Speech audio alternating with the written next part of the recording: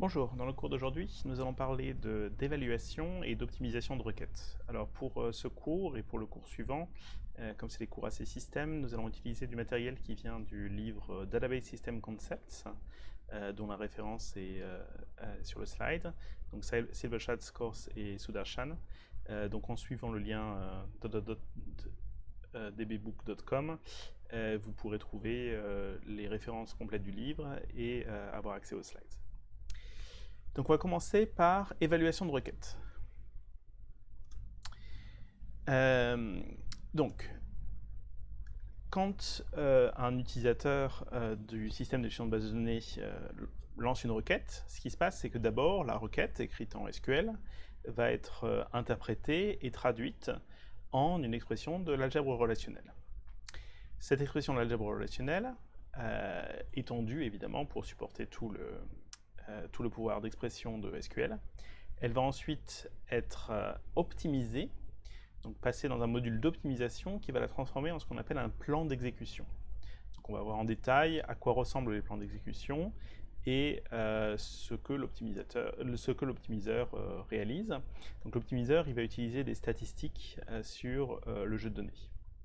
Une fois que le plan d'exécution a été calculé par l'optimiseur, ce plan d'exécution va être évalué par le moteur d'exécution du système de gestion de la base de données, qui va accéder lui-même aux données et produire le résultat de la requête. Alors, donc on va regarder un petit peu ces différentes étapes. La première étape, c'est l'analyse et la traduction de la requête en une expression de l'algèbre relationnelle. Bon, c'est quelque chose d'assez simple, hein. On utilise des techniques de parseur classiques, et puis on a une construction de quelque chose qui ressemble à une expression de l'algèbre relationnelle. Alors en pratique, c'est pas exactement une expression de l'algèbre relationnelle, c'est un objet interne au système de gestion de base de données. Si vous allez voir par exemple dans le code source de Postgres, hein, vous verrez qu'il y a des choses qui sont inspirées de l'algèbre relationnelle, on voit les jointures, on voit quelles sont les choses qui sont projetées, etc. Mais que la structure reste assez proche de la requête telle qu'elle est écrite en SQL. Le parseur vérifie que la syntaxe évidemment est correcte, sinon il y aura des erreurs de syntaxe. Et puis il vérifie que, pas seulement des problèmes de syntaxe, mais aussi que par exemple toutes les relations qui sont mentionnées sont bien des relations qui existent dans la base de données, etc. Donc cette étape-là, on ne va pas en dire grand-chose d'autre, mais on va s'intéresser aux deux étapes d'après. Donc la dernière étape, c'est évaluation.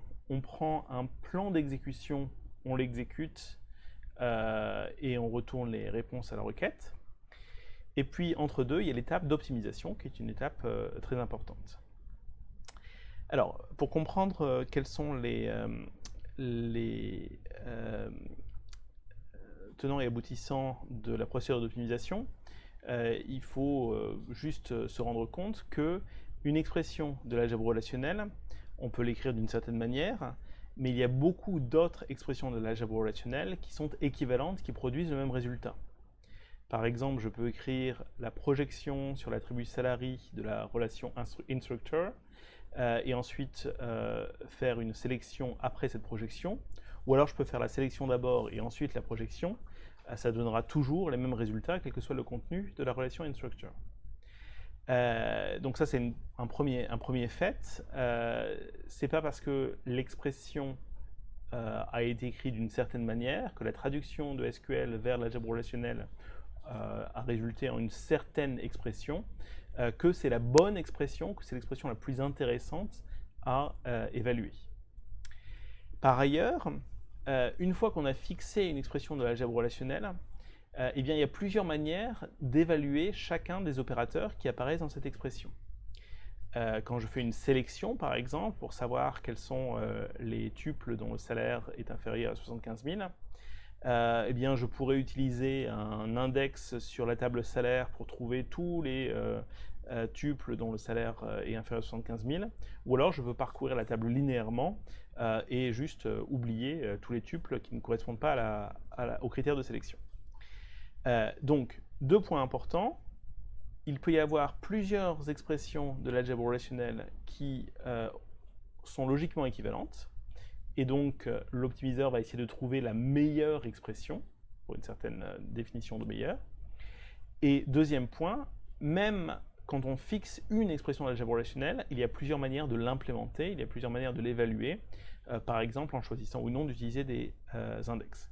Et donc ça va être le rôle de l'optimiseur de requête de prendre toutes les décisions nécessaires pour déterminer quelle est, selon lui, la meilleure manière d'évaluer une requête de la base de données. Un point très important sur lequel je reviens, on en avait déjà parlé initialement, mais un des points forts des systèmes de gestion de base de données relationnelles classiques, c'est que le langage SQL est un langage déclaratif. On déclare les données que l'on souhaite récupérer, mais on ne nous demande absolument pas d'écrire la requête SQL de la manière dont celle-ci doit être évaluée. C'est le rôle de l'optimiseur de requête de choisir la meilleure manière d'évaluer une requête SQL, et cette manière peut n'avoir rien à voir avec la manière dont on l'a écrite, tant que les requêtes sont logiquement équivalentes. Donc, le but de l'optimisation de requête, c'est parmi tous les plans d'évaluation équivalentes, on va choisir le plan qui a le plus faible coût d'évaluation. Et ce coût d'évaluation, eh bien, on va l'estimer en utilisant des informations statistiques sur les relations de notre base de données. Par exemple, on va utiliser des informations telles que le nombre de tuples, la taille de chaque tuple, combien de blocs sur le disque dur, on va y revenir, cette relation utilise, etc. Donc, pendant ce cours, on va traiter de comment mesurer le coût d'une requête, quels sont les critères qui entrent en jeu pour mesurer le coût d'une requête et d'un plan d'exécution, quels algorithmes on peut utiliser pour évaluer les différents opérateurs de l'algèbre relationnelle, et surtout les deux opérateurs importants que sont les sélections et les jointures, et puis comment est-ce qu'on peut combiner les algorithmes pour choisir un plan d'exécution complet à partir des opérations individuelles qu'on a choisies pour chacun des opérateurs de l'expression. Et puis ensuite, on va le faire dans le même cours aujourd'hui, on étudiera quels sont les principes de l'optimiseur de requête, comment on peut trouver un plan d'exécution avec le plus petit coût estimé. Une autre remarque, c'est que dans un cours précédent, on avait déjà parlé d'optimisation de requête, quand on parlait d'analyse statique, de problèmes de requête minimale, requête conjonctive minimale, on avait dit que c'était de l'optimisation globale de requête. Ici, les techniques d'optimisation qu'on va utiliser sont surtout des techniques locales, qui vont marcher par des réécritures, par faire des choix locaux pour chacun des opérateurs qu'on utilise. C'est des techniques un petit peu différentes. En principe, on pourrait utiliser les deux types de techniques, des techniques d'analyse statique et puis des techniques d'optimisation locale qui dépendent des données. En pratique, les systèmes de gestion de base de données relationnelles utilisent surtout, voire exclusivement, les techniques que je présente aujourd'hui, qui sont des techniques d'optimisation dépendantes des données et plus ou moins locales. Alors, comment est-ce qu'on mesure le coût d'exécution de nos requêtes ? Eh bien, le coût, ce qu'on veut mesurer, c'est le temps total qu'il s'est passé entre le moment où l'utilisateur a envoyé sa requête et le moment où il a récupéré ses résultats. Alors, il y a beaucoup de facteurs qui contribuent à ce coût.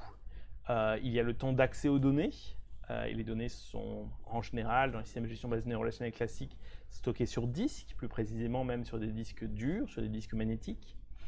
Mais il y a aussi le temps de traitement de processeur, où il y a même la communication réseau quand, par exemple, les données sont distribuées sur plusieurs machines, ou éventuellement quand le serveur de base de données n'est pas sur la même machine que la machine qui contient physiquement les données.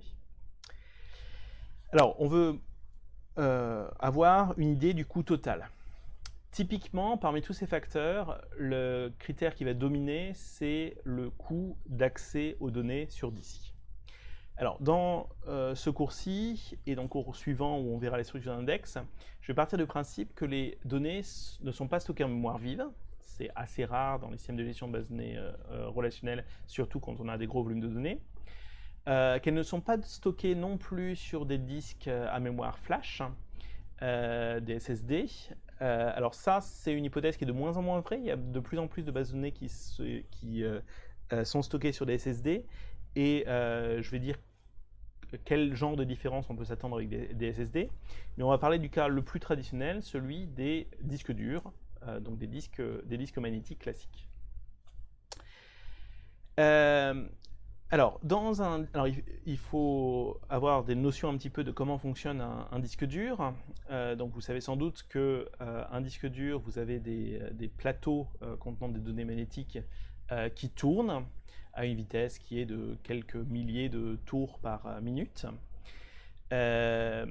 Vous avez une tête de lecture, écriture, qui va soit lire les données magnétiques, soit changer l'orientation magnétique pour écrire des données, qui, elle, est fixe par rapport à la rotation du disque, mais par contre qui peut se déplacer perpendiculairement pour accéder soit vers l'intérieur du disque, soit vers l'extérieur du disque.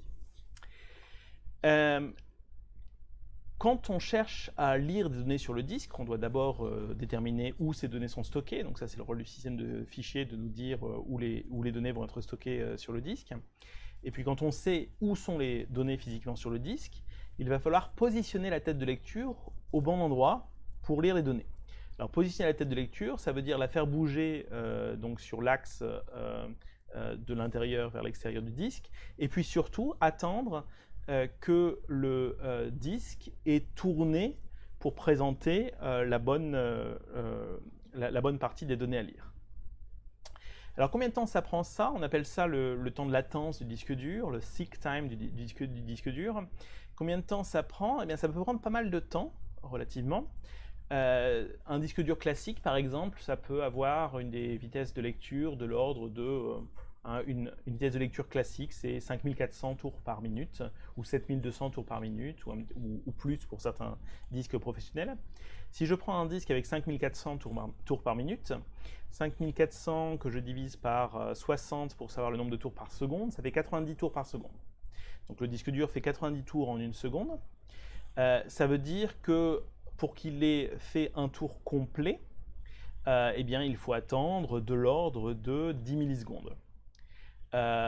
Et ça veut dire que pour attendre qu'il se soit positionné au bon endroit, il faut à peu près en moyenne la moitié de ce temps-là, puisque en moyenne il va falloir attendre la moitié d'un tour. Donc c'est de l'ordre de 5 millisecondes. 5 millisecondes, c'est quelque chose de pas du tout négligeable. Ça veut dire qu'il va falloir faire très attention au nombre de positionnements de la tête de lecture, au nombre de repositionnements qu'on va avoir besoin de faire pour accéder aux données. Donc ça, c'est un premier paramètre qui est le nombre de repositionnements de la tête de lecture et qu'on va multiplier quand on calcule des vrais coûts par le temps moyen d'un positionnement. Donc je vous dis par exemple de l'ordre de 5 millisecondes ou un peu moins quand le disque est plus rapide. Ensuite, on a la vitesse de lecture à proprement parler de bloc une fois que la tête de lecture est positionnée et qu'on lit de manière contigue les données sur le disque. Donc en général, alors c'est pas toujours vrai parce qu'il peut y avoir un petit peu de fragmentation du disque, etc. Mais en général, quand vous avez un fichier avec des données dans l'ordre, il va grosso modo se retrouver dans l'ordre sur le disque dur, les données les unes après les autres. Donc une fois que vous avez positionné la tête de lecture, vous pouvez commencer à lire les données linéairement. Vous n'avez pas à repositionner les têtes de lecture.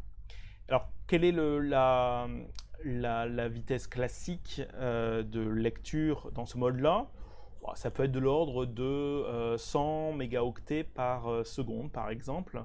C'est une vitesse assez classique de lecture linéaire sur un disque dur. Maintenant, les données lues par le disque, on ne peut pas lire un octet à la fois, on lit un bloc à la fois. Et un bloc, la taille d'un bloc, ça dépend d'un certain nombre de paramètres. Ça dépend de la configuration physique du disque, ça dépend aussi du système de fichiers. Mais c'est de l'ordre de quelques kilooctets. Donc par exemple 4 kilooctets, 8 kilooctets, 16 kilooctets, quelque chose comme ça.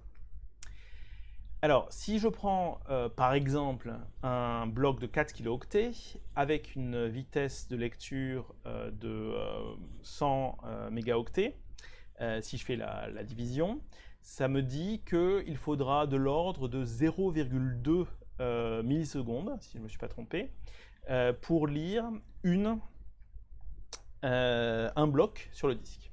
Donc on voit déjà que le temps de lecture d'un bloc, c'est un ordre de grandeur inférieur au temps de repositionnement de la tête de lecture.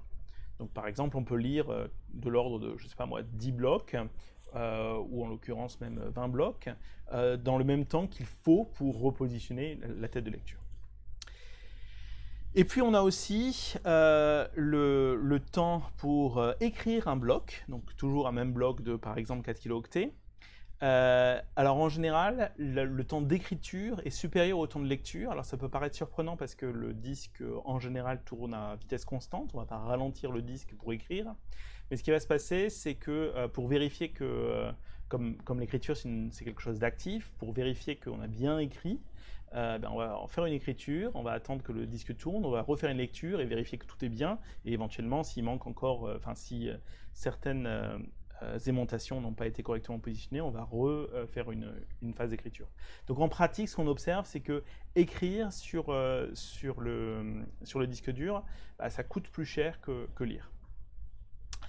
Alors, dans ce qui va nous intéresser, on va surtout regarder la lecture, on ne va pas regarder l'écriture parce qu'on va regarder les temps d'évaluation de requêtes en supposant qu'on n'ait pas forcément besoin d'écrire sur disque toutes les données intermédiaires. En pratique, parfois, on a vraiment besoin d'écrire sur disque toutes les données intermédiaires, donc il faut prendre en compte les données d'écriture. Donc, ce qu'on va regarder, c'est le temps pour transférer un bloc. Je vous ai dit avec ma petite estimation numérique, on arrivait à de l'ordre de 0,2 millisecondes. Et le temps de reposition dans la tête de lecture, je vous ai dit, ça peut être par exemple de l'ordre de 5 millisecondes. Et on va oublier les écritures. Alors comment est-ce qu'en pratique on estime ces temps-là? Eh bien, au moment de l'installation du système de gestion de base de données, ça peut être assez classique que le système de gestion de base de données va faire des tests sur le disque où vont être installées les données pour estimer quelle est la latence typique, quel est le temps de lecture d'un bloc, quel est le temps d'écriture d'un bloc, etc. Et ensuite utiliser ces paramètres dans son modèle de coût. Donc si on doit faire S reposition de la tête de lecture et B transfert de bloc, eh bien on aura B fois le temps de transfert de bloc plus S fois le temps de reposition de la tête de lecture en coût de cette opération. Pour simplifier, on va ignorer tous les autres coûts, les coûts de transfert réseau, on va supposer que tout est en local par exemple, les coûts de traitement processeur. En pratique, ce n'est pas toujours ignorable. Par exemple, quand on a besoin de faire un tri lors de l'exécution d'une requête, eh bien, un tri, ce n'est pas une opération gratuite. Ça va avoir un certain coût de temps de traitement, même temps processeur, pas juste temps d'accès.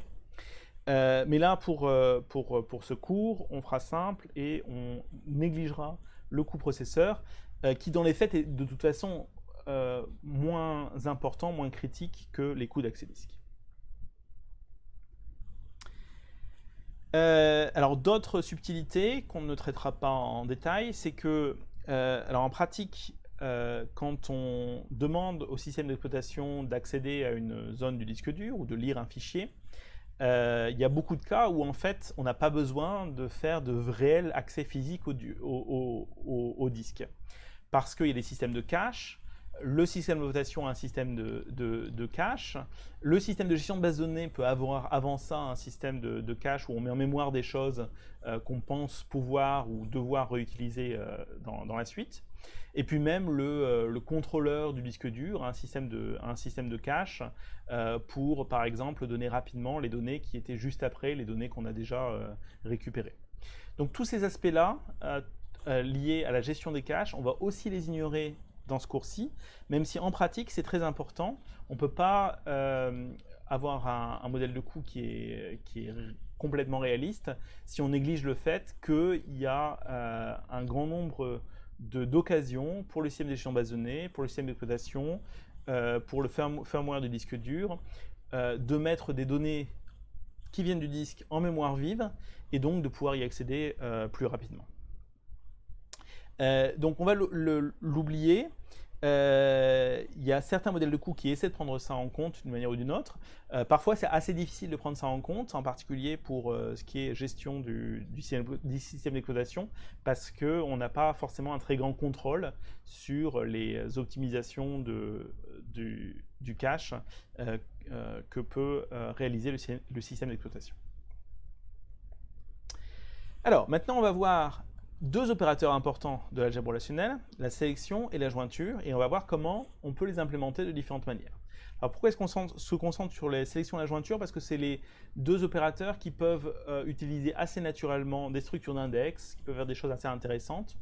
Quand on a une projection, il n'y a pas 36 manières de réaliser une projection, il faut juste enlever des colonnes. Quand on a un produit cartésien, il n'y a pas non plus 36 manières de calculer un produit cartésien. Par contre, sélection et jointure, il y a moyen de faire des choses intéressantes. Donc on va voir un certain nombre d'algorithmes, à la fois pour la sélection et pour la jointure. Pour la sélection, on va commencer par un algorithme de recherche linéaire qui s'appelle souvent file scan, parce qu'on appelle la zone qui contient une relation sur disque, une table sur disque, on l'appelle un fichier, un file. Et donc le premier algorithme de lecture linéaire, eh bien on va lire linéairement l'ensemble des données de la relation. Et pour chaque donnée, on va vérifier si elle vérifie ou non la condition de sélection. Et si elle vérifie la condition de sélection, on la garde quelque part en mémoire, par exemple. On verra ensuite comment s'enchaînent les différents opérateurs. Sinon, on ne la garde pas. Alors, combien ça coûte? Eh bien, on doit faire un positionnement de la tête de lecture pour se mettre au début de la relation sur disque. Et puis ensuite, si la relation est stockée de manière contiguë, eh bien, on doit faire une lecture de BR bloc, où BR bloc, c'est le nombre de blocs de la relation R. Si ce qu'on cherchait dans la relation, c'était quelque chose dont on savait qu'il était unique, par exemple, on avait indiqué qu'il y avait une clé ou qu'il y avait une contrainte unique, en moyenne, on n'aura pas besoin d'aller jusqu'à la fin de la relation. En moyenne, on s'arrêtera au milieu de la relation. Et donc, dans ce cas-là, on aura un positionnement de la tête de lecture et BR sur 2, transfert de blocs. Cet algorithme de recherche linéaire, c'est l'algorithme le plus général possible, qu'on peut appliquer quelle que soit la condition de sélection. Ça peut être une condition de sélection extrêmement complexe, tant qu'on peut l'évaluer sur chaque tuple, il n'y a pas de souci. Quel que soit l'ordre dans lequel les tuples sont stockés dans la base de données, et quels que soient les index qui ont été créés sur la base de données. Donc c'est l'opération la plus générale. Alors, on pourrait penser à optimiser cette recherche linéaire avec ce qu'on connaît sur les opérations classiques de recherche en utilisant la recherche dichotomique dans le fichier. Mais faire une recherche dichotomique, ce n'est possible que si la relation est triée par l'attribut sur lequel on est en train de faire une condition de sélection. Donc c'est possible que ce soit le cas, mais si c'est le cas, si on a une relation qui est triée par un attribut, ça veut dire que cet attribut, c'est la clé primaire de la relation, ou c'est un préfixe de la clé primaire de cette relation. Et si c'est une clé primaire de cette relation, ça veut dire qu'on a un index. À chaque fois qu'on définit la clé primaire, ça crée un index supplémentaire. Et ça va être souvent beaucoup plus rapide de faire de la recherche dichotomique éventuellement dans l'index que de le faire sur la base de données complète, parce que l'index va être beaucoup plus petit, donc ça va nécessiter beaucoup moins de transfert de blocs. Donc en pratique, on ne va pas faire de recherche dichotomique sur l'ensemble de la relation, mais quand on a une opportunité de faire une recherche dichotomique, on peut éventuellement le faire, mais en utilisant un index. Donc justement, qu'est-ce qu'on peut faire quand on a un index? Donc supposons maintenant qu'on est en train de faire une sélection sur un attribut avec un critère d'égalité sur quelque chose qui est sur lequel un index a été construit. Donc premier cas, on a le cas d'un index primaire. Alors c'est quoi la différence entre les index primaires et les index secondaires? C'est quoi la différence entre les clés primaires et les clés non primaires. Un index primaire, c'est un index qui décrit l'ordre dans lequel sont organisées physiquement les données sur le disque. Les données d'une relation dans un système de gestion de base de données relationnelle classique vont être triées par l'attribut qui est la clé primaire, ou la collection d'attributs qui est la clé primaire de cette table. Donc, si on a une sélection où on recherche l'ensemble des tuples tels que x égale une constante, où x c'est une clé primaire, ou un préfixe ou c'est la clé primaire ou un préfixe de la clé primaire, alors ça va être très simple. On va utiliser l'index pour savoir à quel endroit il faut aller chercher les données. Et puis ensuite, on va juste lire. On va utiliser l'index, ça veut dire on va faire un certain nombre de lectures dans l'index. Donc on verra au cours suivant comment sont organisés typiquement les index dans les systèmes de gestion de base de données relationnelles. Mais là, on va regarder ça de manière abstraite, supposons qu'on ait besoin de lire HI bloc pour lire une entrée de l'index I. Et donc ça veut dire que pour chacun des HI blocs, il faut faire un positionnement de la tête de lecture et une lecture de bloc, parce que typiquement, ils ne vont pas être stockés de manière contiguë. Et puis ensuite, une fois qu'on l'a trouvé, on fait un positionnement de la tête de lecture et une lecture de bloc. Donc ça donne HI plus 1 fois positionnement de la tête de lecture et lecture de bloc. Maintenant, si on utilise toujours un index primaire, mais qu'on sait que le résultat ne va pas être unique. Ça, c'est le cas si on fait une recherche sur un préfixe d'une clé primaire. C'est-à-dire que je définis comme clé primaire la combinaison de, je sais pas moi, nom et prénom, et on fait une recherche par nom. Les données sont bien triées par nom, il n'y a pas de souci. Par contre, il peut y avoir plusieurs tuples qui ont le même nom. Donc là, qu'est-ce qu'on fait? On accède à l'index. Ça va faire HI fois le temps de lecture d'un bloc et le temps de positionnement d'une tête de lecture. Et puis ensuite, on positionne la tête de lecture. Et puis ensuite, on lit tous les tuples qui suivent jusqu'à ce que la condition de sélection soit incorrecte. Donc ça va faire B fois, où B c'est le nombre de blocs qui contiennent des tuples qui correspondent à la condition de sélection, B fois le temps de lecture d'un bloc. Donc là, on commence à voir, on a déjà 3 algorithmes en fonction du type de sélection qu'on a et des disponibilités d'index qu'on peut utiliser. Maintenant, qu'est-ce qui se passe si on ne peut pas utiliser un index primaire, mais on peut utiliser un index secondaire? Donc là, c'est les index secondaires, c'est les index qui sont créés avec createIndex, où on a créé de manière séparée un index qui permet rapidement d'accéder à une donnée dans la base, mais les données ne sont pas ordonnées de la même manière sur le disque. Alors si on sait qu'il y a un seul résultat possible, ce qui est le cas A2 ici, en fait que ce soit un index primaire ou un index secondaire, ça ne fait aucune différence.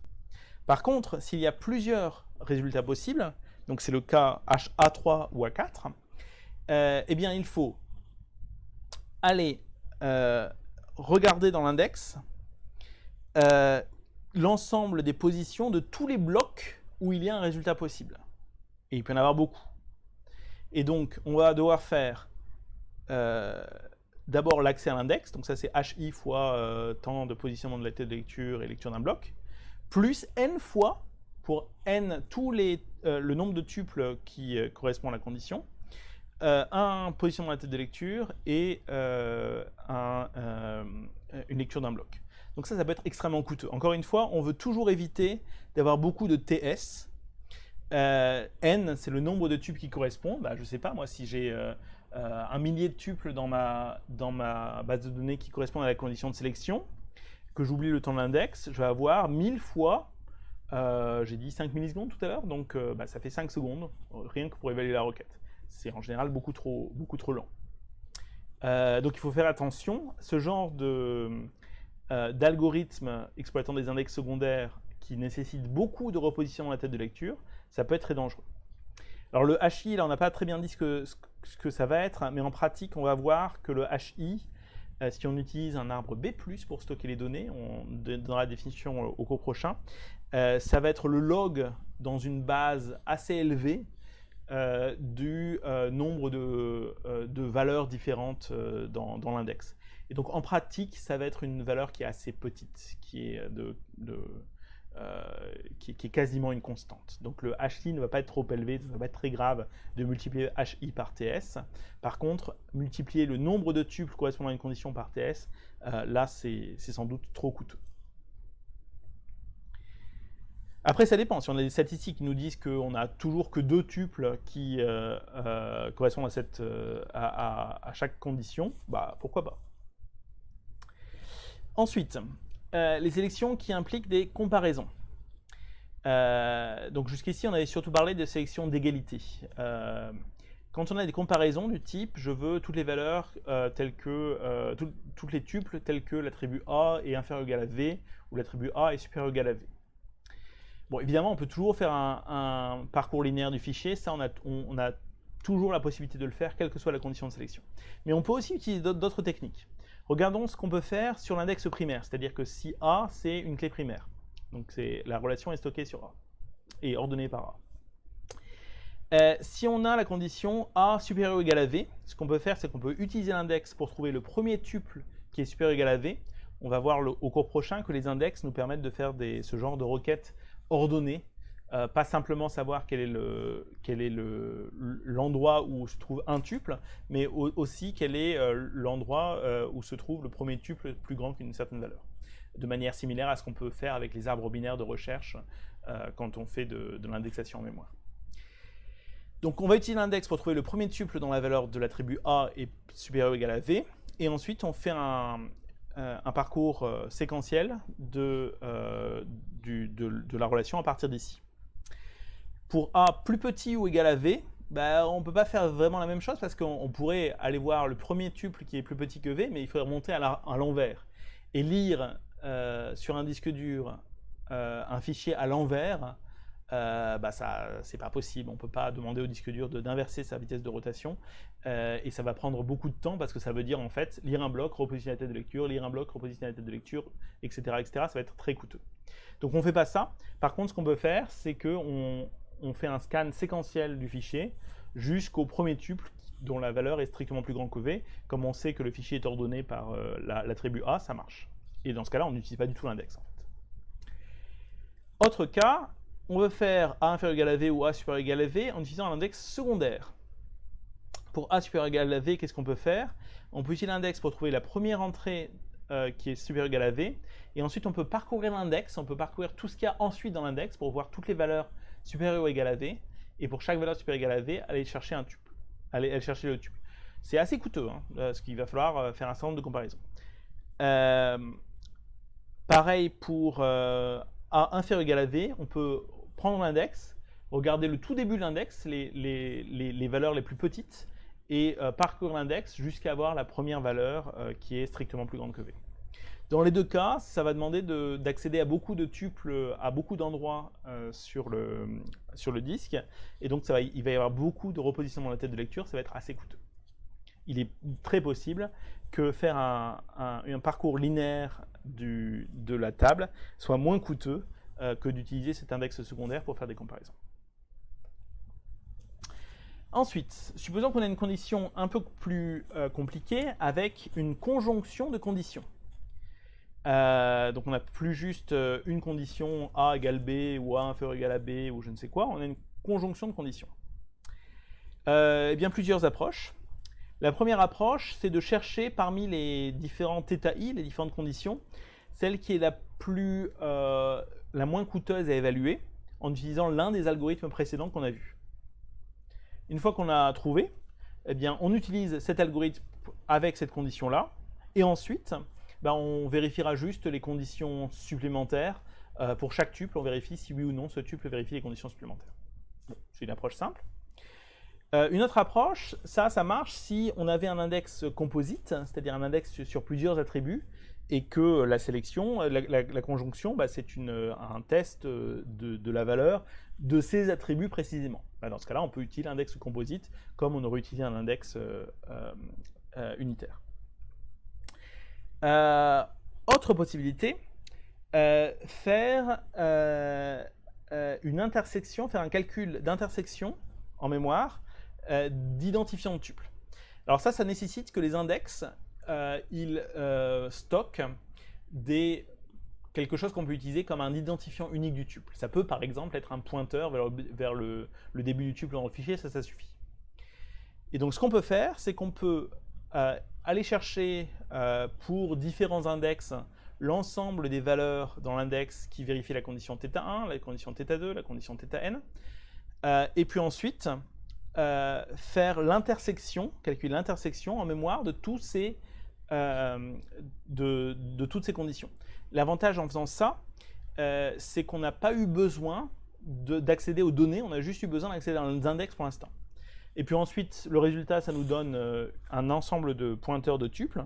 Et maintenant, à partir de ces ensembles de pointeurs de tuples, on va accéder aux données, mais on sait que tous les tuples correspondants correspondront à la condition de sélection.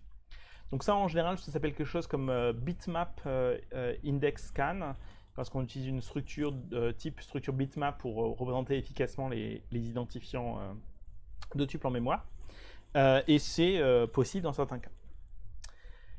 Alors maintenant, si on a une disjonction dans la condition de sélection, eh bien, une approche possible, ça peut être de faire le même genre de choses, c'est-à-dire qu'on utilise les index pour chacune des conditions élémentaires et on calcule l'union en mémoire de ces index. Ça, c'est pas toujours possible. Quand c'est pas possible, on fait un parcours linéaire du fichier. Qu'est-ce qu'on fait quand on a une sélection avec une condition avec négation? La plupart du temps, on ne peut pas faire grand-chose. On fait un parcours linéaire du fichier. Il y a quelques cas où, par exemple, on sait qu'il y a très peu de tuples qui satisfont la condition non θ et qu'il y a un index qui peut nous donner l'ensemble des tuples pour les valeurs de θ. Là, dans ce cas-là, on peut parcourir l'index et juste récupérer les pointeurs vers les tuples qui satisfont non θ et faire des accès correspondants. Mais il est assez rare qu'on puisse faire ce genre de traitement. Donc voilà pour la sélection. Donc on a trouvé pour la sélection un certain nombre d'implémentations de l'opérateur de sélection. Regardons maintenant ce qu'on peut faire avec les jointures. Alors à nouveau, avec les jointures, on va être capable d'utiliser différents algorithmes. Donc les algorithmes qu'on va présenter ici, c'est la jointure avec des boucles imbriquées, la jointure avec des boucles imbriquées par bloc, la jointure avec des boucles imbriquées utilisant l'index, les jointures par fusion et les jointures par hachage. Et à nouveau, on va utiliser les estimations de coûts pour choisir quelle est la meilleure jointure. Donc par exemple, vous pouvez imaginer qu'on est en train de faire une jointure entre une table étudiant et une table un étudiant suit un cours, donc la table takes, qui a par exemple 5000 étudiants, 10 000 occurrences de la relation un étudiant suit un cours, et qu'en termes de blocs, on est 100 blocs pour la table étudiant, 400 blocs pour la table takes. Donc ça donne un ordre de grandeur, ça veut dire qu'il y a moins, la table étudiante est plus petite, donc ça va avoir un impact, la table takes est plus grande. On peut utiliser ce genre de statistiques pour calculer le coût des différents types d'algorithmes de jointure. Premier algorithme, le plus simple, c'est un algorithme par boucle imbriquée. Donc pour calculer la jointure R joint avec S, donc là on parle de θ jointure. Θ c'est juste la condition de la jointure. Donc en général ça va être un test d'égalité entre les attributs de R et de S simplement. Donc pour calculer la jointure entre R et S, eh bien on va parcourir chaque tuple de la relation R, puis chaque tuple de la relation S, et si la paire TR-TS vérifie la condition de jointure, alors c'est bon, on produit ça en résultat. Sinon, on passe au tuple suivant de la relation S, et puis quand on a fini de parcourir la relation S, on passe au tuple suivant de la relation R. Donc on parle de relation externe pour la relation R, puisque c'est celle qui est au niveau le plus haut, et de relation interne pour la relation S pour la boucle imbriquée. Alors l'avantage de cet algorithme, c'est qu'il est très simple à implémenter évidemment, on n'a besoin d'aucun index, et aussi un avantage c'est qu'on peut l'utiliser pour n'importe quelle condition de jointure. Je vous dis que la plupart du temps la condition de jointure c'était juste un attribut de R était égal à un attribut de S, ou une collection d'attributs de R est égale à une collection d'attributs de S, mais on peut avoir des conditions de jointure plus complexes. On peut avoir par exemple qu'un attribut de R est strictement plus petit qu'un attribut de S. Et bien même avec des conditions complexes, la jointure par boucle imbriquée marche tout à fait, puisque on a ce test générique de la condition de θ. Évidemment, c'est cher, parce qu'on va avoir besoin de regarder chaque paire de tuples, et en plus, même en regardant chaque paire de tuples, on regarde chaque paire de tuples de manière pas très efficace. Alors, est-ce qu'on peut quantifier ça? Eh bien oui, on peut quantifier ça. Dans le pire des cas, si on peut... la seule chose qu'on peut stocker en mémoire, c'est un bloc de la relation R et un bloc de la relation S. On a au moins besoin de pouvoir savoir faire ça. Ce qu'on va faire, c'est que, en suivant l'algorithme, on va lire un premier bloc de la relation R, puis lire tous les blocs les uns à la suite de la relation S, puis lire le deuxième bloc de la relation R, puis lire tous les blocs les uns à la suite de la relation S, etc. Donc ça veut dire que combien de blocs on va lire? Eh bien, on va lire le nombre de tuples de la relation R fois le nombre de blocs de la relation S, plus le nombre de blocs de la relation R. C'est déjà beaucoup de blocs. Et puis combien on va faire de positionnement de la tête de lecture? Eh bien, on fait un positionnement pour avant de lire chaque bloc de la relation R, ça fait BR. Et puis on va faire un positionnement au début de chaque boucle imbriquée. Et donc ça, il y a NR, le nombre de tuples de la relation R, tuples correspondants. Donc ça, c'est pas terrible, évidemment, puisqu'encore une fois, on a un nombre de jointures qui est linéaire, on a un nombre de tuples d'une table. Ça risque d'être assez coûteux. Alors la bonne nouvelle, c'est que si jamais la petite relation, la relation qu'on a mis de manière interne, on peut la stocker entièrement en mémoire, ben ça c'est mieux parce qu'on va commencer par la stocker entièrement en mémoire, on la récupère du disque, on la stocke entièrement en mémoire. Donc pour ça, on doit faire un positionnement de la tête de lecture et BS, transfert de bloc. Et puis ensuite, on va faire la boucle externe en faisant un positionnement de la tête de lecture et BR, transfert de bloc, sans jamais avoir besoin de repositionner la tête de lecture. Donc ça, c'est parfait. On a deux positionnements de la tête de lecture, c'est pas trop coûteux, et on lit l'intégralité de la relation BR et BS. Mais ça ne marche que si la relation S est suffisamment petite pour la stocker intégralement en mémoire. Il y a quelques estimations numériques ici, juste en regardant des valeurs possibles pour NR, BS, BR, etc. Et donc vous voyez que si on prend la table, donc si on est dans le cas pire ici, où on ne peut rien stocker en mémoire, et qu'on prend étudiant comme la relation externe, étudiant c'était la relation la plus petite, ça va faire 5000 repositionnements de la tête de lecture et 2 millions de transferts de blocs. Dans l'autre sens, ça va faire 1 million de transferts de blocs et 10 000 positionnements de la tête de lecture. Donc dans ce cas, ce qu'il vaut mieux faire, ça va être de prendre la petite relation de manière externe. Et en fait, ça se comprend tout de suite parce que le nombre de tuples de la petite relation, il a une importance dans le nombre de positionnements de la tête de lecture. A l'inverse, si la petite relation, on peut la mettre entièrement en mémoire, alors on va la mettre de manière interne. Et là, on a vu qu'on peut utiliser l'autre estimation et on va avoir juste 500 transferts de blocs, ça va être très bien. Alors, il y a un compromis, en fait, entre ces deux extrêmes. L'extrême où on peut tout mettre en mémoire et l'extrême où on peut ne rien mettre en mémoire. C'est de regarder exactement ce qu'on va être capable de mettre en mémoire. Donc là, on va faire pour chaque grand bloc de la relation R. Et alors, les grands blocs, c'est vraiment des grands blocs, c'est pas des blocs du système de fichiers, c'est des grands blocs de choses qu'on est capable de mettre en mémoire.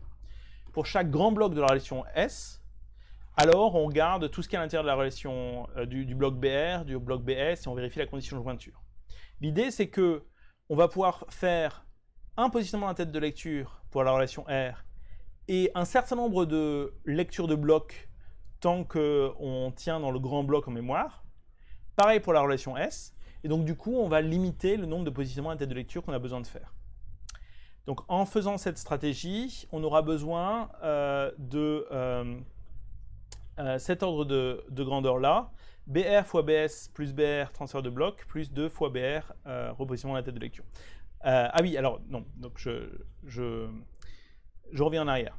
Donc là, je vous ai dit, on peut faire ça pour des grands blocs, mais en fait, l'application qui est juste derrière, c'est vrai, hein, mais l'application qui est juste derrière, c'est pas pour des grands blocs, c'est pour des blocs qui correspondent exactement à des blocs du système de fichiers.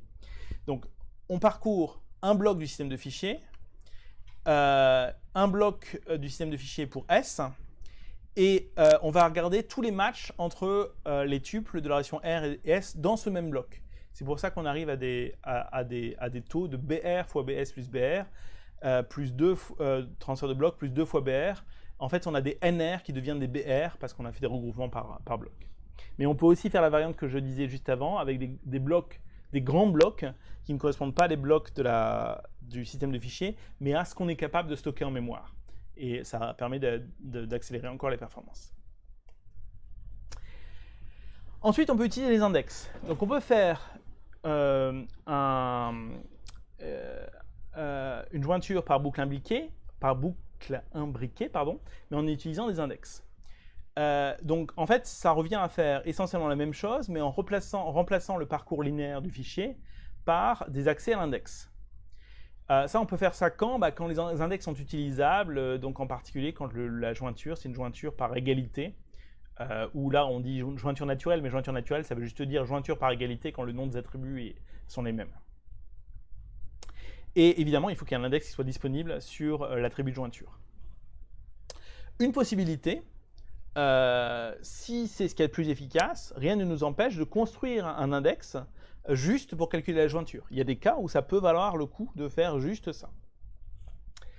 Alors qu'est-ce qu'on fait? Pour chaque tuple de la relation externe, on va utiliser l'index pour regarder quels sont l'ensemble des tuples de la relation S qui satisfont la condition de jointure.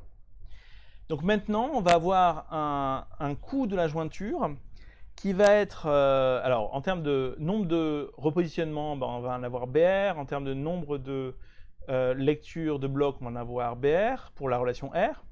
Mais ensuite, ce qui est intéressant, c'est qu'on va avoir quelque chose qui dépend du coût de parcours de l'index et qui éventuellement peut être quelque chose de beaucoup plus efficace que de parcourir la relation S complète.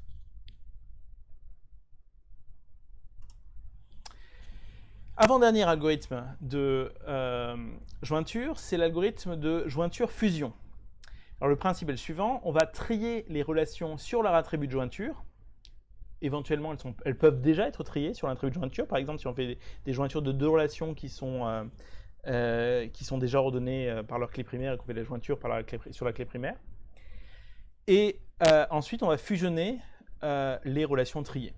Donc ça, c'est très intéressant parce que ça veut dire quoi? Ça veut dire qu'on a un pointeur qui se met au début de la première relation R, un pointeur qui se met au début de la relation S, et puis on va incrémenter ces pointeurs de manière parallèle pour regarder, là j'ai un A, là j'ai un A, donc je sais que j'ai un match, et puis à un moment donné je vais augmenter à gauche, augmenter à droite, je vais regarder si j'ai d'autres A, j'en ai pas, là je passe à B, je vais voir que j'ai un B, etc. Ce qui est bien ici, c'est qu'on va être capable de faire un parcours linéaire de chacune des deux tables, sans avoir besoin de faire des parcours, de regarder tous les couples de tuples de chaque relation. On peut faire ça uniquement quand on a des jointures d'égalité, évidemment, ça ne marche pas quand on a des jointures avec un autre critère que l'égalité. Et l'avantage, c'est que chaque bloc de la relation, on a besoin de le lire qu'une seule fois. Et on peut calculer quel va être le coût de tout ça, si on a une quantité de mémoire qu'on peut utiliser pour mettre des blocs en mémoire. Eh bien, on va lire toute la relation R, donc ça fait BR transfert de bloc, toute la relation S, ça va être BS transfert de bloc. Et le nombre de positionnements à la tête de lecture, eh bien, ça va dépendre du nombre de blocs de chaque relation, puisqu'on va devoir repositionner après un certain nombre de blocs, mais qu'on va diviser par la quantité de mémoire disponible. Et puis, il faut aussi prendre en compte le coût du tri si les relations ne sont pas encore triées. Dernier algorithme de jointure, c'est un algorithme de jointure par hachage. À nouveau, c'est un algorithme de jointure qui est uniquement applicable pour le calcul des jointures par égalité. Alors, on se donne une fonction de hachage qu'on va utiliser pour partitionner les tuples de chaque relation. Donc, la fonction de hachage envoie les valeurs de jointure vers un espace de hachage avec des nombres de 0 à n. Et on va dénoter dans ce qui suit. R0, Rn, c'est les partitions des tuples de R suivant le critère de jointure par la fonction de hachage. Et pareil pour la relation S. Donc on a la relation R qu'on a découpée en utilisant la fonction de hachage en un certain nombre de blocs. Là on a pris enfin on a 5 blocs au total, de 0 à 4. Et pareil pour la relation S. Bon. Et alors, donc ça, on peut faire ce partitionnement sur disque. Maintenant, qu'est-ce qu'on fait? Eh bien, l'observation ici, c'est que les comparaisons, on a uniquement besoin de les faire entre des tuples qui sont dans le même paquet, dans le paquet numéroté par le même numéro par la fonction de hachage. Donc le paquet 0, on va avoir besoin de le comparer qu'avec le paquet 0, etc.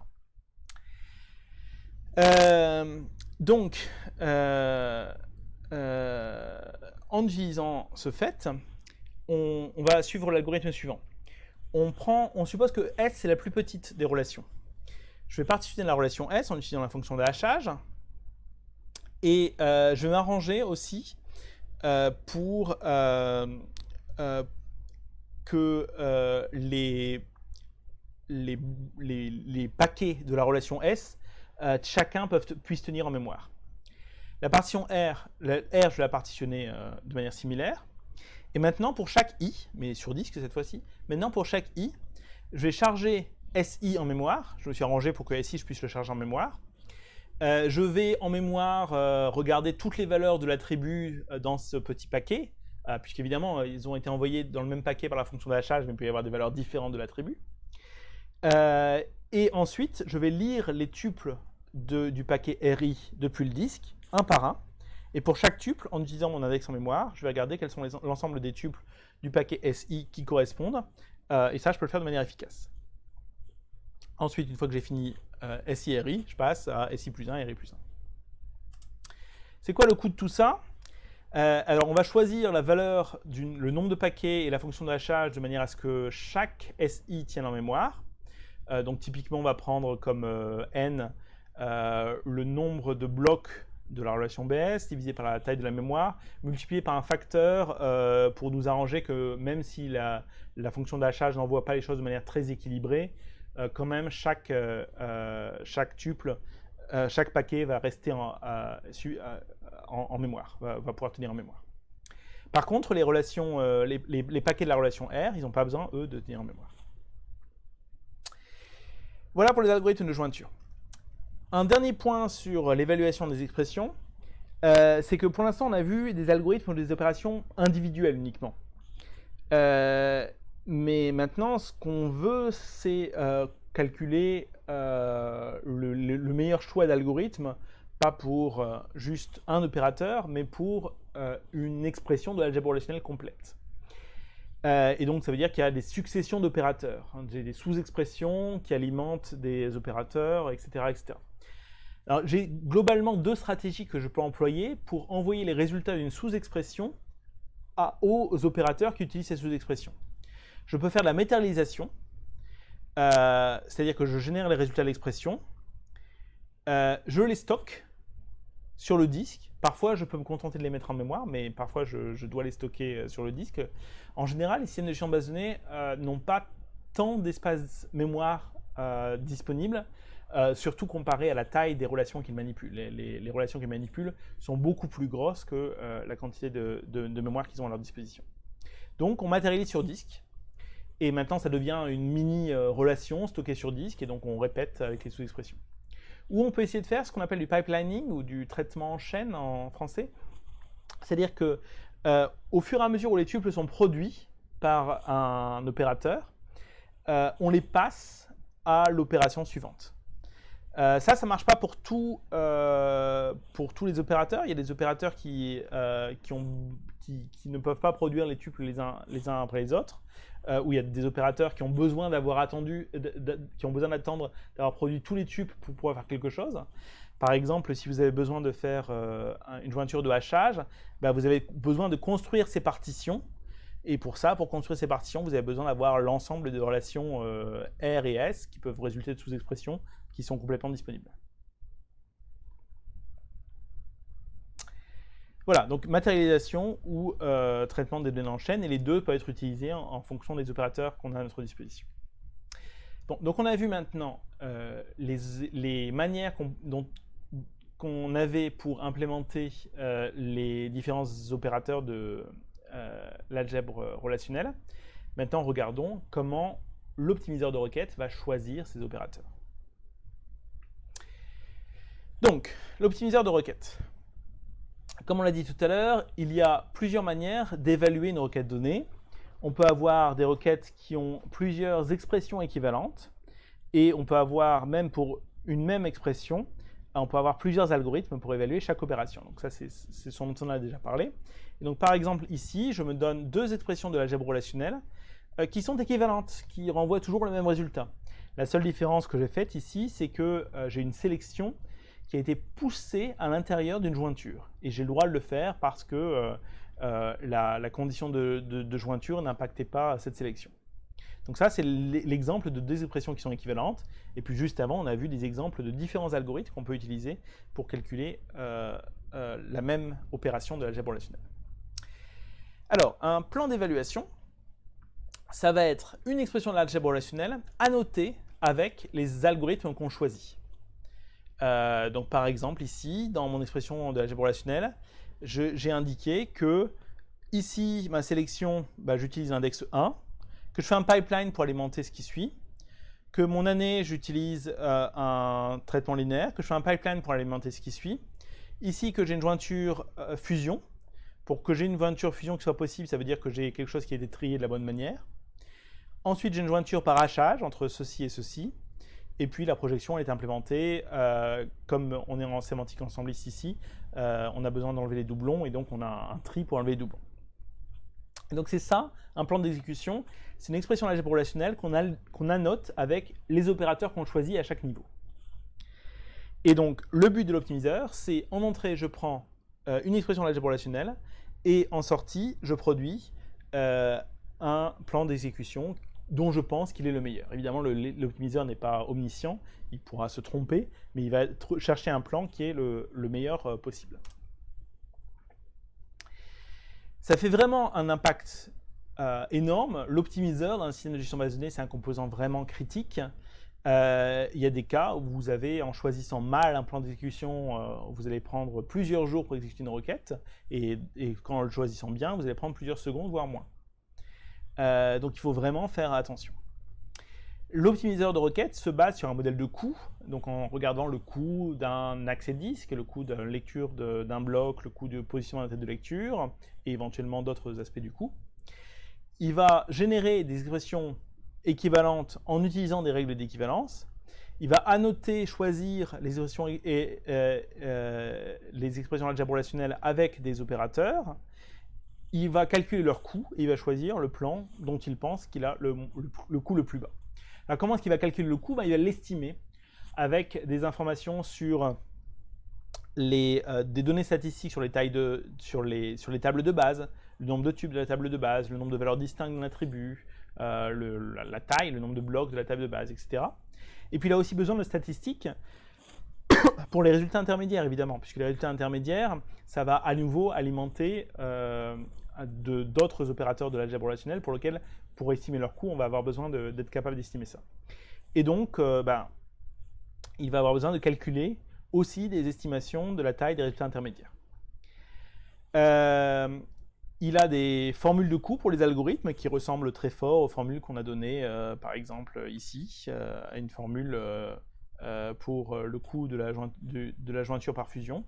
Eh bien, on va avoir des expressions de ce type-là pour tous les algorithmes qui sont à disposition de l'optimiseur, avec des paramètres qui ont été estimés au mieux en fonction des caractéristiques physiques de la machine sur laquelle est installé le système de gestion de base de données. Alors, comment on peut faire pour générer des expressions qui sont équivalentes ? Donc déjà, qu'est-ce que ça veut dire que les expressions sont équivalentes ? On a déjà vu ça plusieurs fois. De requêtes quel que soit le langage de requête, d'ailleurs, deux requêtes sont équivalentes si, quelle que soit la base de données entrée, elles produisent toujours le même résultat. Quelques remarques, l'ordre des tuples n'est pas considéré comme quelque chose d'important dans les systèmes de gestion de base de données relationnelles. C'est pas quelque chose qui... alors, on peut le contrôler avec la procédure order by, mais c'est toujours quelque chose qu'on fait en dernier moment, le order by. Sinon, l'ordre des tuples, si on a deux algorithmes qui produisent le même ensemble de tuples ou multi-ensemble, suivant la sémantique qu'on se donne, mais dans des ordres différents, ça revient au même. Et oui, un point qui est intéressant aussi, c'est que si jamais on pourrait trouver des bases de données exemples qui fournissent un résultat différent dans deux expressions, mais que l'une de ces deux bases de données nécessairement aurait besoin de violer les contraintes d'intégrité, alors c'est pas grave. On ne considère que les bases de données qui correspondent aux contraintes d'intégrité parce que c'est les seules qu'on va effectivement manipuler. Donc on a un petit peu de marge ici pour exploiter le fait qu'on a le droit de prendre en compte les contraintes d'intégrité. Oui, donc en SQL, contrairement à ce qu'on fait en théorie, on travaille avec des multi-ensembles et donc on parle d'équivalence de multi-ensembles. Donc ça doit être générer le même multi-ensemble, pas le même ensemble. Et donc on va utiliser des règles d'équivalence qui vont nous aider à déterminer que deux expressions de l'algèbre relationnelle donnent la même chose. Alors voilà un certain nombre de règles d'équivalence. Alors la première, c'est que, alors il y a un problème de rendu, mais ça doit être un AND, ça doit être une conjonction. Si on a une conjonction dans une sélection, on peut représenter ça par une succession de sélections. Et inversement, si on a une succession de sélections, on peut représenter ça par une conjonction de sélection. Par une sélection avec une conjonction de conditions. Donc toutes ces règles que je vous présente ici, c'est des règles qui sont réversibles, elles marchent dans les deux sens. On a le fait que les sélections sont commutatives. On a le fait que si on a une succession de projections, on peut juste regarder la dernière projection. Les projections intermédiaires, on n'en a pas besoin. On peut, il y a les règles qui transforment des sélections avec des conditions sur plusieurs tables, quand ces tables sont reliées par un produit cartésien, en des jointures, ou inversement. On a des règles comme si on a une sélection sur le résultat d'une jointure, on peut indiquer la sélection comme un des critères de jointure. Les jointures sont commutatives. Alors ça c'est intéressant parce qu'en fait, donc les jointures sont commutatives. Il faut faire un tout petit peu attention parce que quand on travaille en SQL, en fait l'ordre des tuples n'est pas important, mais l'ordre des colonnes, lui, est un peu important. Donc il faut faire attention à ne pas quand même perdre l'ordre des colonnes. La jointure est un opérateur associatif. Donc quand on doit joindre trois tables, on peut commencer à joindre les deux premières ou les deux dernières. Les deux sont possibles. Quand on a des conditions de jointure un peu complexes, il y a toujours de l'associativité, mais il faut faire juste un petit peu attention aux conditions de jointure pour que les conditions de jointure qui parlent des attributs des bonnes tables se retrouvent au bon endroit. Voilà, on peut représenter graphiquement ces règles d'équivalence, ça peut nous permettre de voir un petit peu ce qui se passe, commutativité de la jointure, associativité de la jointure, le fait qu'on puisse pousser des sélections à l'intérieur des jointures, etc. Donc justement, cette condition, on peut pousser les sélections à l'intérieur des jointures quand la condition de sélection n'a rien à voir avec les attributs qui font partie de la condition de jointure, ou alors, dans le cas où ça a à voir, il faut faire un tout petit peu plus attention, quand on a θ1 qui concerne la table E1 et θ2 qui concerne la table E2, et que rien ne concerne enfin, voilà, quand on a ça, alors on peut pousser la première sélection au sein de la première table jointe et la deuxième sélection au sein de la deuxième table jointe. La projection, on peut aussi la pousser à l'intérieur des jointures, mais à nouveau, il faut faire attention aux attributs. Si on élimine des attributs de jointure, on ne peut pas faire ça, évidemment. Donc, si la projection n'élimine aucun des attributs de jointure, on peut le faire. On peut pousser la projection à l'intérieur des jointures. En revanche, sinon, il faut faire juste attention. On a des conditions un petit peu compliquées ici, mais ça exprime juste les règles naturelles auxquelles on s'attend. D'autres règles, l'union ou éventuellement l'intersection, mais c'est rare d'utiliser l'intersection en algèbre relationnelle. L'union est commutative, l'intersection est commutative. Attention, évidemment, la différence ensembliste n'est pas commutative. On a des règles d'associativité pour l'union et l'intersection. On a des règles de distributivité de la sélection sur les opérations ensemblistes. On a des règles de distributivité de la projection sur l'union. Bon. Donc toutes les règles, on ne va pas lister toutes les règles qui existent, mais le SGBD a à sa disposition un certain nombre de règles de réécriture de cette manière-là. Alors prenons des exemples concrets. Supposons qu'on ait cette requête qui cherche le nom de tous les enseignants du département de musique avec le titre des cours qu'ils enseignent. Alors peut-être que cette requête-là, on l'a écrite avec un select from where de cette manière-là, en disant qu'on a une jointure entre les tables enseignants, une jointure naturelle ici entre les tables enseignants enseigne et la table cours, une projection de la table cours. Et puis ensuite, on fait une sélection dans le where, et puis ensuite, on fait une projection dans le select. En utilisant une des règles qu'on a vues juste avant, on peut pousser la sélection à l'intérieur de la jointure, parce que ici, c'est une sélection qui parle que de la table instructor, en l'occurrence, et donc on peut la pousser au plus près de la table instructor dans la jointure.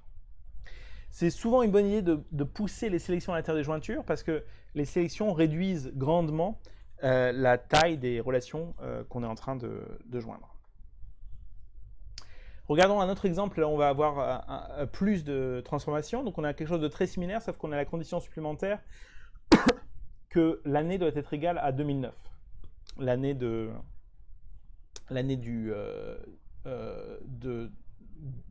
fait que l'enseignant enseigne ce cours-là.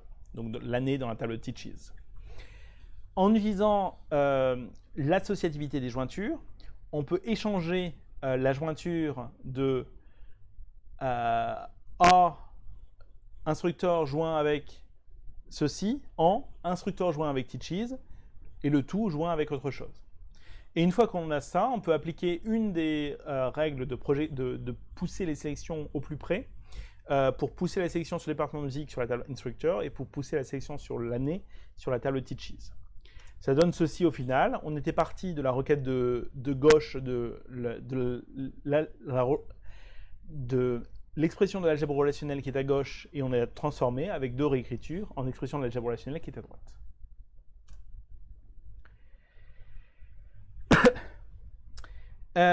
Alors regardons cet exemple-ci. On fait une projection d'une sélection sur la table instructor, jointure avec Teaches, jointure avec une projection de la table course. Bien. Qu'est-ce qu'on peut faire des projections ici ? Bien, quand on calcule la sélection sur le département de la table instructor joint avec Teaches, on obtient une relation avec pas mal d'attributs. Et in fine, tout ce qu'on veut conserver, c'est name et title. Mais on veut aussi faire la projection sur course ID et title. Bien, donc on peut projeter on peut pousser les projections à l'intérieur, mais on a besoin de conserver le course ID. Parce que le course ID, il sera utilisé pour faire la jointure avec la table course. Donc ici, on va faire la projection ici, et puis joindre comme ceci. Alors on a l'impression qu'on n'a rien gagné, parce qu'on a toujours la projection name title, et ensuite on a introduit une projection supplémentaire, mais ça peut être utile parce que maintenant la relation qu'on manipule ici, c'est une relation qui n'a plus que deux attributs. Et ça va être beaucoup plus concis à stocker que la relation qui avait les 1, 2, 3, 4, 5, 6, 7, 8 attributs qu'on avait ici. Alors, regardons un petit peu plus en détail le problème de calculer l'ordre de jointure. Donc, on a des relations R1, R2, R3 et on veut savoir s'il faut faire R1, R2 joint avec R3 ou R1 joint avec R2 joint avec R3. Une règle un peu naturelle qu'on peut essayer d'appliquer, c'est que si R2 joint avec R3 est grand, alors que R1 joint avec R2 est petit, bah, il vaut mieux calculer R1 joint avec R2, qui sera petit, et ensuite le joindre avec R3. De manière à ce que la relation intermédiaire soit la plus petite possible. Donc ça, c'est une règle assez naturelle, mais ce n'est pas toujours une règle qui est vraie. Donc ici, par exemple, toujours dans le même exemple, on s'attend à ce que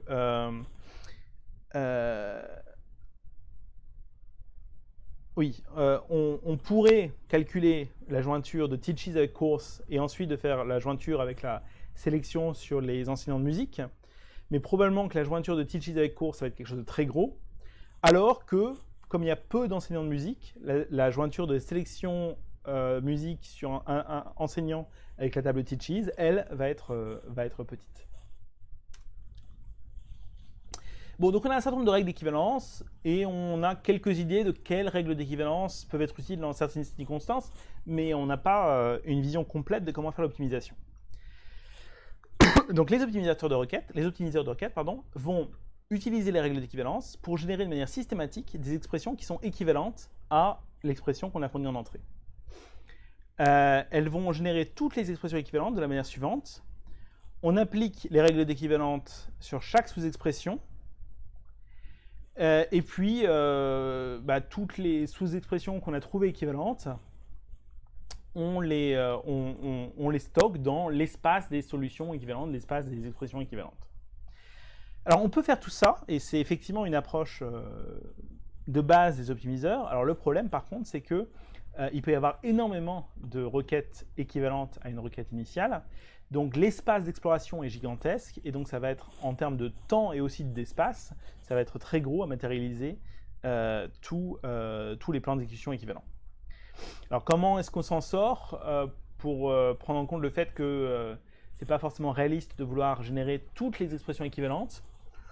On va avoir des heuristiques, on va avoir des manières optimisées de choisir certaines règles d'équivalence. On va traiter certains cas particuliers, par exemple les requêtes très simples qui ont juste des jointures, on va les traiter de manière spéciale pour s'en débarrasser. Et puis après, une fois qu'on a un espace avec un certain nombre de plans équivalents, bien, il va falloir choisir des algorithmes à utiliser pour chacun des opérateurs de l'algèbre relationnelle et annoter leur coût, estimer leur coût et calculer le coût total de ce plan d'exécution. Et pour estimer le coût, il faut des statistiques sur les relations d'entrée, comme le nombre de tuples, comme la taille des tuples. Et comme les relations d'entrée, ça peut être des résultats de sous-expression, il faut aussi calculer des statistiques supplémentaires sur les résultats de sous-expression. On va y revenir un petit peu sur le calcul de coût un peu plus tard. Donc, comment est-ce qu'on choisit les plans d'évaluation possibles? Il y a un point auquel il faut faire attention, c'est que on ne peut pas faire que des décisions locales. Il y a des impacts de choix de certaines techniques d'évaluation qui ont des impacts sur le coût d'autres opérateurs dans l'arbre du plan d'exécution. Par exemple, il se peut qu'à un moment donné, faire une jointure fusion coûte plus que de faire une jointure par hachage, mais qu'un effet de bord de la jointure fusion, c'est de produire des tuples qui sont triés, et que ça permettrait de faire une nouvelle jointure fusion à l'étape d'après, qui, elle, sera beaucoup plus rapide. Donc il faut tenir compte de ces opérations-là. Ou le fait que certains opérateurs de jointure marchent bien avec le traitement par chaîne, tandis que d'autres opérateurs de jointure marchent plus mal. Donc on ne peut pas prendre des décisions que locales, en fait. En pratique, les optimiseurs, c'est des outils un petit peu mystérieux qui ont une grande collection d'heuristiques, de choses qu'ils ont apprises et qui marchent à peu près bien, de stratégies de génération d'un certain nombre de plans d'exécution différents, de calcul de coûts, etc. Regardons un exemple qui est la jointure de n relations. Supposons que j'ai n relations à joindre, R1 et Rn. Fixons n égale 7 ou n égale 10. Ça a l'air d'être beaucoup, n égale 7 et n égale 10, mais dans des vrais exemples industriels, c'est pas du tout rare d'avoir des jointures avec plusieurs, même dizaines de tables. Si on voulait regarder toutes les manières possibles d'utiliser les règles d'associativité des jointures, il faudrait regarder tous les arbres possibles pour arranger R1 et Rn. Et il y en a un nombre qui est en fait 2n-1 factoriel sur n-1 factoriel. Si on utilise l'équivalent de Stirling, ça donne quelque chose de l'ordre de 2n à la puissance n. 2n à la puissance n, quand n égale 7 ou quand n égale 10, c'est gigantesque. Et donc on ne peut pas se permettre de regarder l'ensemble de tous les plans d'exécution disponibles. En revanche, sur ce cas particulier, il y a quelque chose qu'on peut faire qui est beaucoup plus efficace, qui est d'utiliser la programmation dynamique pour calculer un ordre optimal de jointure pour chacun des sous-ensembles des relations R1 et Rn. Et ça va marcher de manière beaucoup plus efficace. Donc ce qu'on fait, c'est que on va séparer le S en un premier sous-ensemble et un deuxième sous-ensemble, et récursivement, on va calculer l'ordre de jointure optimale pour chacun de ces sous-ensembles. Et on fait la programmation dynamique, c'est-à-dire qu'on se souvient, pour chaque sous-ensemble de R1 et Rn, quel est l'ordre optimal de jointure. Alors ça demande toujours de mémoriser un nombre exponentiel de valeurs, mais 2 puissance 7 ou 2 puissance 10, c'est pas beaucoup en fait. 2n à la puissance n, pour n égale 7 ou n égale 10, c'est gigantesque. 2 puissance 10, c'est 1024, c'est pas beaucoup. Donc ça, c'est une optimisation qui est tout à fait faisable. Si on veut juste regarder quel est l'ordre optimal de jointure, bah voilà une manière très efficace de le faire pour des n qui ne sont pas gigantesques. Une subtilité, c'est qu'en pratique, la notion de l'ordre optimal de jointure n'est pas exactement la bonne, parce qu'on a dit que les décisions n'étaient pas que des décisions locales. Donc en fait, il ne faut pas juste regarder les ordres de jointure indépendamment du reste, mais regarder les ordres de jointure intéressants, parce qu'ils vont produire des tuples qui sont dans un ordre, qui sont ordonnés de manière intéressante, ou ils sont produits d'une certaine manière intéressante. Par exemple, si je fais un trifusion, je sais que je vais produire des tuples qui sont triés par l'attribut sur lequel j'ai fait la jointure. Et ça peut avoir un impact vraiment important sur les autres opérateurs de jointure. Mais ce n'est pas très grave, parce qu'en pratique, il n'y a pas beaucoup d'ordres de tri qui sont intéressants. Et donc, on peut juste faire la même chose, mais pas pour les 2 puissance n sous-ensemble de tuples, mais pour les 2 puissance n fois le nombre d'ordres de tri intéressants. Et ça reste quelque chose de raisonnable. Et puis, même avec tout ça, même avec la programmation dynamique, on va faire des heuristiques. On va utiliser des heuristiques qui sont des choses qui en pratique marchent bien, même si on n'a pas essayé toutes les choses possibles et imaginables. Les heuristiques, c'est par exemple, on va essayer de faire les sélections le plus tôt possible. On va essayer de faire les projections le plus tôt possible. On va essayer de faire d'abord les sélections ou les jointures les plus restrictives pour produire le plus petit nombre de tuples. Les systèmes, typiquement, utilisent des combinaisons d'heuristiques et d'estimation des coûts d'exécution. Alors, un point que je n'ai pas dit, mais vous pourrez expérimenter ça par vous-même. En particulier, je pense que ce sera fait dans la partie TP. Vous pouvez utiliser dans les ABD relationnels des commandes qui vous permettent de voir quels sont les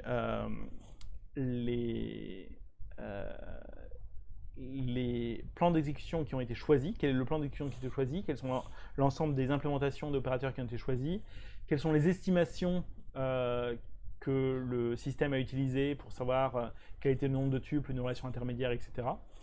En Postgres, vous avez la commande explain suivie d'une requête, donc explain select machin, qui vous donne le plan d'exécution choisi par l'optimiseur sans exécuter la requête.